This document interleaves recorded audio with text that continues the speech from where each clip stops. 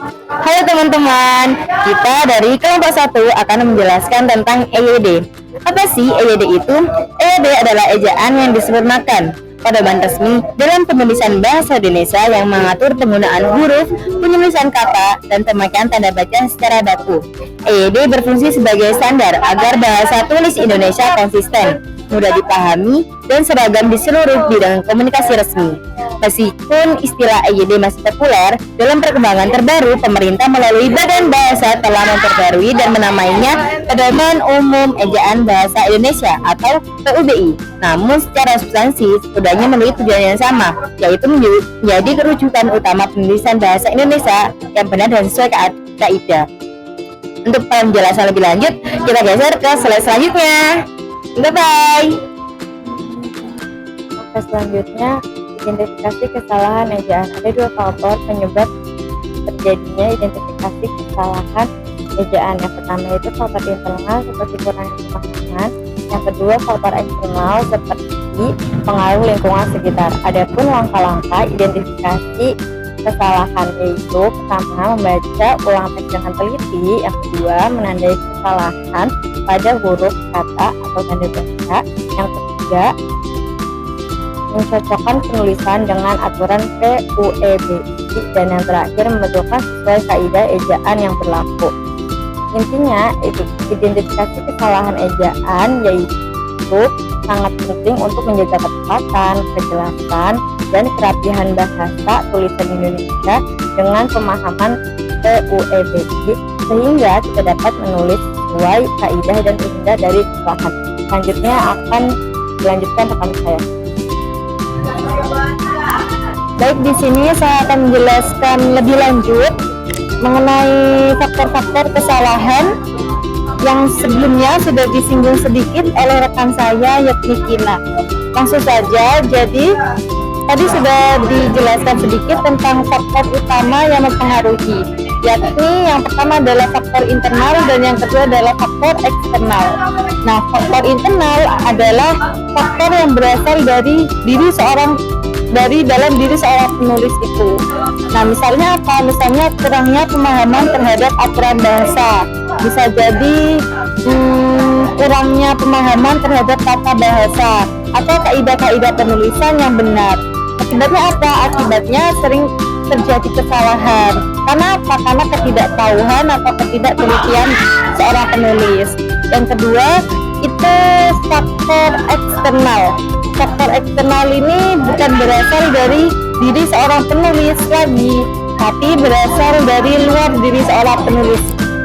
Misalnya itu seperti pengaruh media sosial.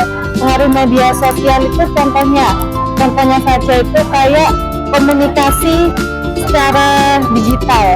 Itu kan kita mengirimkan contoh WhatsApp, kita mengirimkan pesan gitu ya, itu terlalu sering menggunakan bahasa yang disingkat-singkat. Nah, itu bisa terbawa sebagai faktor-faktor penyebab kesalahan penulisan. Ada lagi itu faktor kebiasaan lisan. Itu faktor di mana bahasa sehari-hari sampai kita itu terbawa ke dalam penulisan. Dan yang terakhir itu adalah keterbatasan pembelajaran bahasa, seperti kurangnya latihan, kurangnya membaca buku, dan lain sebagainya. Jadi, yang dapat kita simpulkan adalah bahwa kesalahan itu tidak hanya muncul dari keterbatasan pengetahuan individu, tetapi juga dari lingkungan yang mempengaruhi kebiasaan berbahasa kita. Sekian dari saya. Oke, selanjutnya saya akan menjelaskan pemahaman dan persepsi pengguna bahasa. Nah, di sini terdapat 3 golongan yang akan saya jelaskan. Yang pertama adalah golongan siswa. Golongan siswa ini adalah golongan dari kelas SD sampai SMA.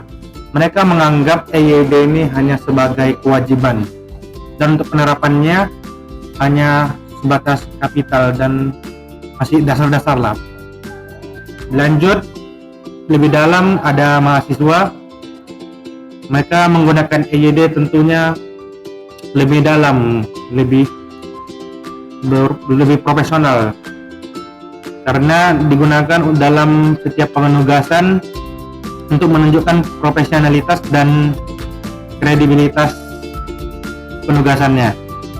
Dan untuk pemahaman, beberapa mahasiswa menganggap EYD ini hanya formalitas belaka dan untuk profesionalitas. Dan yang terakhir ataupun yang ketiga adalah golongan masyarakat. Untuk masyarakat menganggap EYD mereka fleksibel, mereka tidak terlalu mempedulikan, namun mereka cukup tahu EYD itu apa umumnya, dan mereka menganggap EYD hanya digunakan dalam media massa seperti koran ataupun berita. Mungkin itu saja dari saya, dilanjutkan oleh pemateri selanjutnya. Oke, pada saat ini kita akan membahas mengenai implikasi atau dampak kesalahan ejaan terhadap kualitas bahasa. Yang pertama dari segi keterbacaan. Teks yang memiliki banyak sekali salah ketik atau salah ejaan bisa membuat pembaca ini berhenti karena bingung akan tulisannya. Akibatnya, pesan yang disampaikan penulis kepada pembaca tidak dapat tersampaikan dengan baik. Kemudian yang kedua, kesalahan ejaan juga berpengaruh terhadap profesionalitas penulis. Jadi, tulisan yang memiliki banyak sekali kesalahan ketik atau kesalahan dalam pengejaan bisa membuat orang lain itu menganggap bahwa penulis ini kurang teliti dan juga kurang serius dalam membuat tulisan. Yang ketiga, dalam dunia akademik ini juga bisa mempengaruhi dalam kesan ilmiah, bisa menurunkan kesan ilmiah. Jadi misalnya seperti kita membuat skripsi atau jurnal, jika memiliki banyak sekali salah ketik atau salah ejaan, itu dapat mempengaruhi terhadap penilaian pembaca atau dosen kita.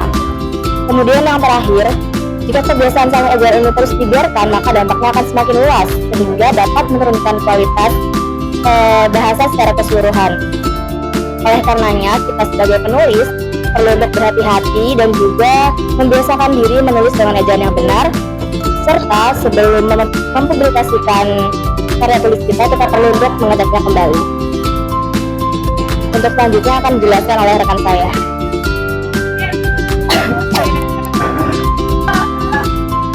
Oke, di sini saya akan menjelaskan strategi perbaikan dan pembinaan bahasa bertujuan meningkatkan kemampuan berbahasa serta menunjukkan sikap positif terhadap penggunaan bahasa yang baik dan benar.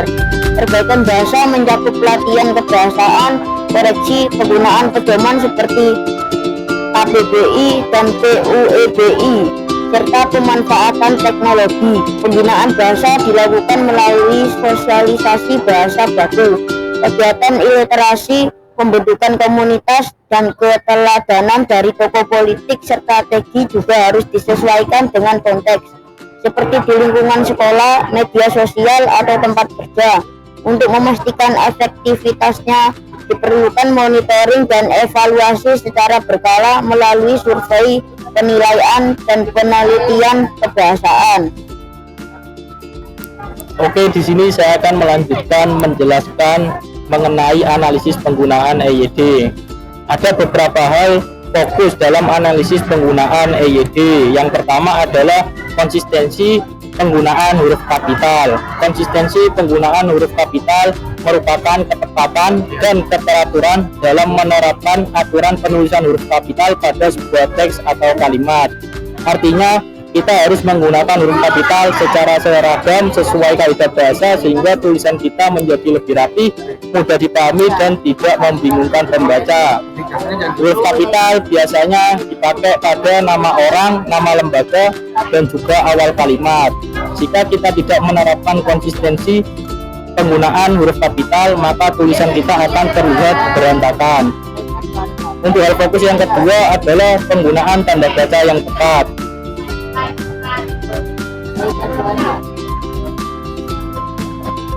Tanda baca bukan hanya sekedar simbol, tetapi tanda baca juga bisa diartikan sebagai makna dari sebuah kalimat.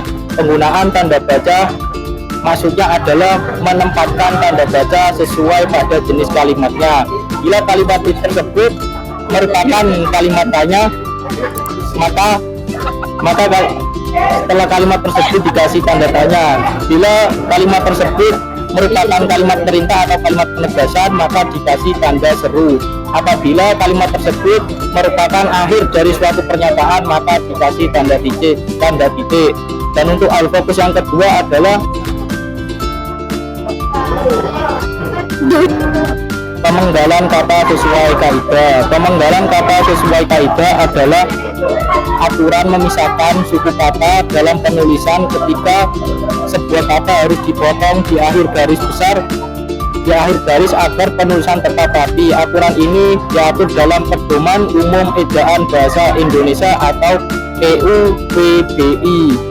Beberapa kaidah penting pemenggalan kata ini sangat banyak, namun di sini saya akan menyebutkan cuma 3. Yang pertama, pemenggalan kata dilakukan berdasarkan suku kata. Contoh, kata baru, maka di tengah-tengah antara ba dan ru itu dipenggal. Yang kedua, jika ada huruf vokal yang berurutan. Huruf vokal itu a, i, u, e, o. Contoh, saat, maka di antara kedua huruf a itu dipenggal. Yang ketiga, konsonan rangkap gabungan dua konsonan dipisahkan. Contoh, mandi, makhluk, sombong. Dan untuk fokus hal yang keempat adalah penulisan kata serapan yang benar. Cara menulis kata serapan yang benar yaitu menuliskan kata yang berasal dari bahasa asing atau daerah ke dalam bahasa Indonesia sesuai dengan kaidah Pedoman Umum Ejaan Bahasa Indonesia atau PUEBI. Kata serapan ada 2 bentuk. Yang pertama adalah belum sepenuhnya terserap atau masih mempertahankan ejaan asli. Biasanya ini digunakan dalam bidang keilmuan teknologi, contoh reshuffle, shuttlecock, dan audit. Yang kedua adalah sudah sepenuhnya terserap atau ejaannya disesuaikan dengan kaidah Indonesia. Contoh, kualitas, eksperimen dari eksperimen, yang dimana eksperimen kalau dalam bahasa Inggris itu menggunakan huruf X dan kemudian diserap ke dalam bahasa Indonesia sehingga menjadi huruf KS.